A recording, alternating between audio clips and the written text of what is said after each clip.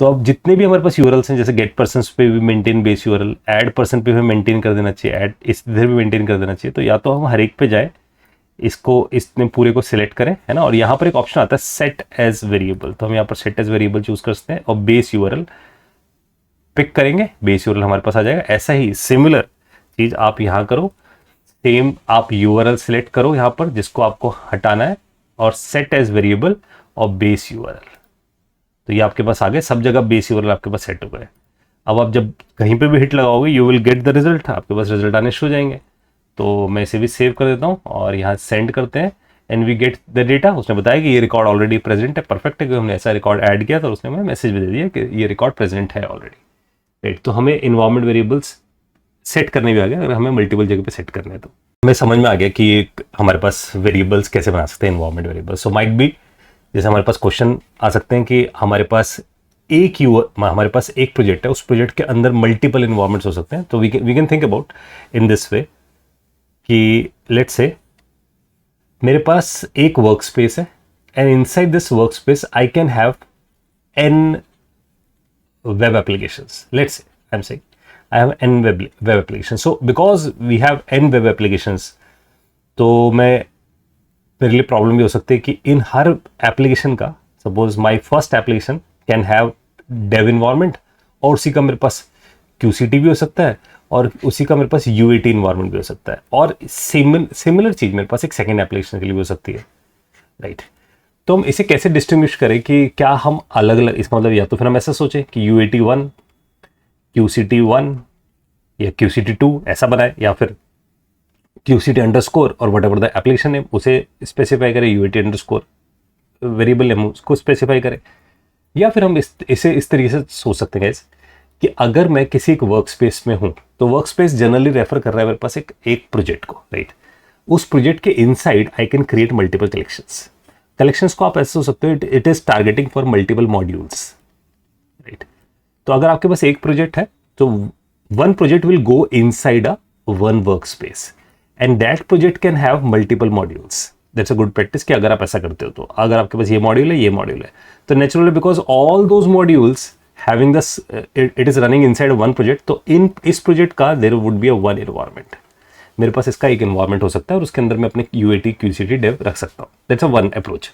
या फिर might be there is a chance कि मेरे पास जो मॉड्यूल है उन मॉड्यूल के जो URLs हैं वो अलग अलग है। सपोज थिंक अबाउट कि डेव के लिए अलग है, QCT के लिए अलग है, UAT के लिए अलग है।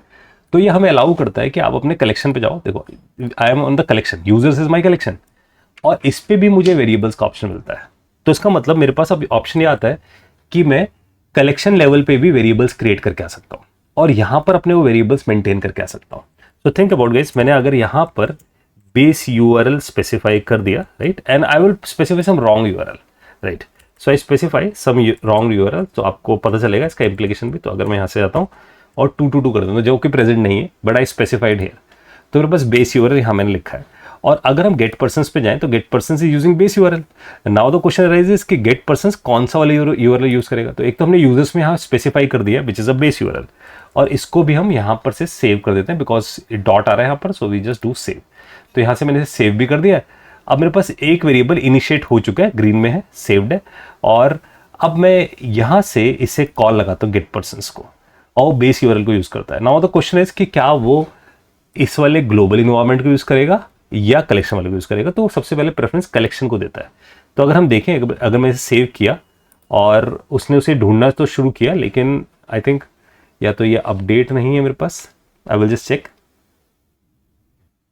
तो अभी जैसे मुझे QCT का रिकॉर्ड दिखा रहा है and if I deselect this environment and I will say no environment, तो मेरे पास कोई इन्वायरमेंट नहीं है, राइट। और अगर हम गेट पर्सन्स पे जाए तो बेस URL यूज कर रहा है, और जो बेस URL यूज कर रहा है अगर आप देखो यहाँ पर कर्सर ले जाके, तो it is giving from a collection. तो एक कलेक्शन पे जाता है, कलेक्शन पे जाकर it is searching for this, क्योंकि इन्वायरमेंट बाय डिफॉल्ट वो सिलेक्टेड नहीं है।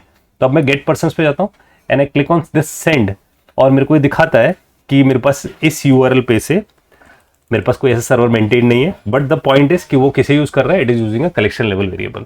तो आपके पास चॉइसेस है, या तो आप ग्लोबल बना दो वेरिएबल्स अपने जो कि इन्वायरमेंट का पार्ट है आपके पास, या फिर आप किसी कलेक्शन स्पेसिफिक बना सकते हो।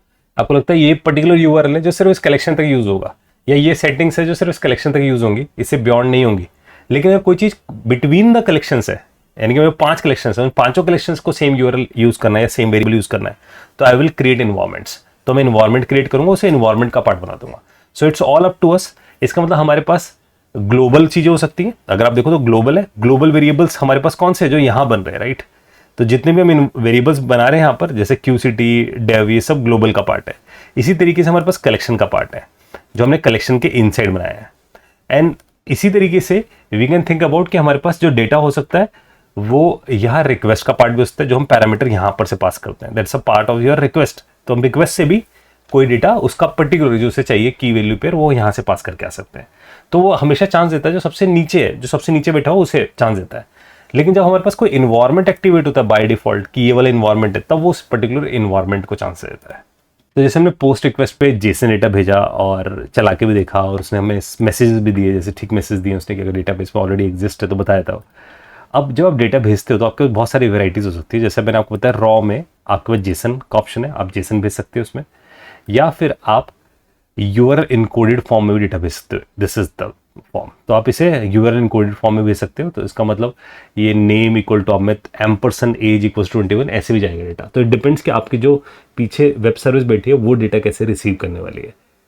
नाउ द थिंग इज कि आपने यहाँ से जो डेटा भेजा, या तो यूआरएल इनकोडेड फॉर्म में भेज दिया, या जेसन फॉर्म में भेज दिया, और या फिर आपने उसे बाइनरी फॉर्म में भी भेज सकते हो। अगर आपके पास कोई डेटा बाइनरी फॉर्म में, तो दिस इज अगेन पॉसिबल कि आप यहाँ से बाइनरी चूज कर लो।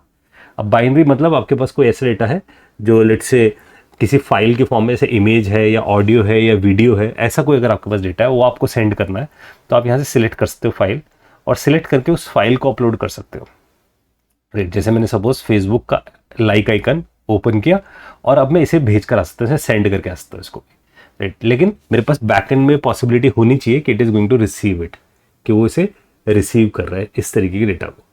तो आपके पास अलग अलग फॉर्म हो गए, आइदर यू यूज ये फॉर्म यूआरएल कोडेड फॉर्म, या फिर रॉ में जाकर आपके पास JSON form, right, this one, या फिर आपके पास बाइनरी फॉर्म, अगर आप उसे बाइनरी फॉर्म के डेटा में भेजना चाहते हो। तो this is all these forms are accepted. तो आप पोस्ट में इस तरीके के डेटा भेज कर आ सकते हो।